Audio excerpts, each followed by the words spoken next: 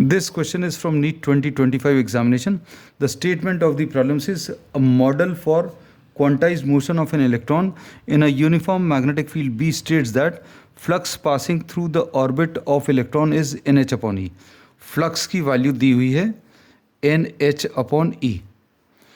And where n is an integer, h is Planck's constant, and E is the magnitude of electron's charge.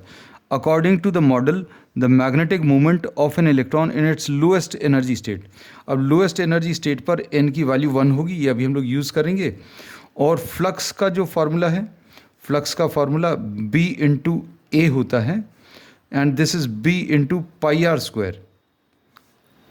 Area भी हम लोगों ने पाई r square ले लिया, और ये फ्लक्स की value n into H upon E दिया है. So this is the first equation which we will be using. अब मैग्नेटिक मोमेंट जो है, मैग्नेटिक मोमेंट ये शॉर्ट में mm यूज़ करेंगे. Magnetic moment this will be equal to N I A. Number of turns तो होंगे नहीं, क्योंकि एक ही इलेक्ट्रॉन रिवॉल्व कर रहा है, I इंटू ए. अब I कैसे मिलेगा? अगर एक इलेक्ट्रॉन रिवॉल्व कर रहा है तो this will be charge divided by time.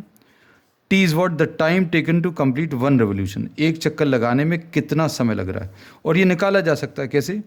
T is equal to 2 pi r, एक रेवोल्यूशन में डिस्टेंस, डिवाइडेड बाय v.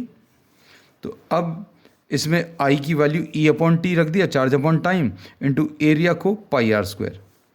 अब इसमें E ऐसा ही लिखा है, T की value 2 pi r upon v है, इंटू पाई आर स्क्वायर.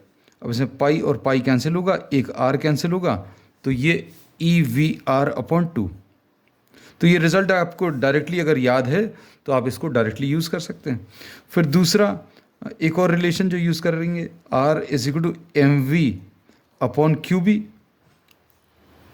इससे वेलोसिटी की value q b r, q into b into r divided by m. और Q की जगह अभी हम लोग E यूज़ कर लेंगे, because the charge is charge of an electron. तो अब इसमें मैग्नेटिक मोमेंट कितना आ जाएगा? This will be E into V into E into R है upon 2, E into R upon 2. Velocity की वैल्यू रखनी है, और वेलोसिटी की वैल्यू कितनी आ जाएगी? वेलोसिटी ये है E into b into r divided by M.